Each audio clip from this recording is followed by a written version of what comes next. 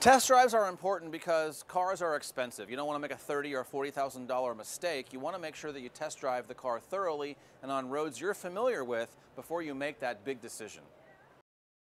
You know, our must test drive list, we drove many cars, thousands of miles, and we came up with a list of cars that we think are somewhat unusual. Maybe they aren't the expected ones, but they're surprisingly good. Cars that you should actually spend your time to go down to the dealership and actually take a test drive. For example, we love the Chevy Malibu. It's a great looking car, it handles great, it has a feature we absolutely love, and that's Apple CarPlay. There's also the Fiat 500X, a compact crossover SUV that looks great on the outside and the inside as well.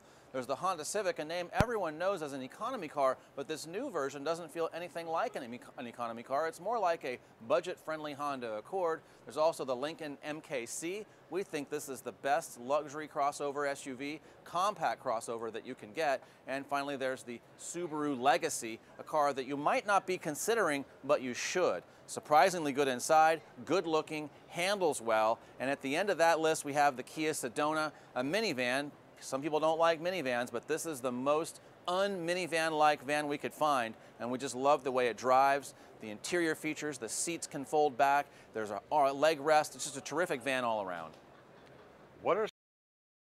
While taking a test drive, keep in mind that you want to bring your stuff with you. You want to use the car in a way that you would normally use it. Drive it the way you would normally drive. This isn't a time to baby the car. You should, go on roads you're familiar with, drive the way you drive, bring your family, bring your kids, bring your dog if that's what you have. Make sure it's all going to work for you. Make sure it will all fit before you make your final decision. Once you arrive at the dealership, you really should have made a lot of your choices already by doing your research online, by looking at pictures, reading expert reviews like Autotrader, and also consumer reviews. See what other buyers have to say about that car.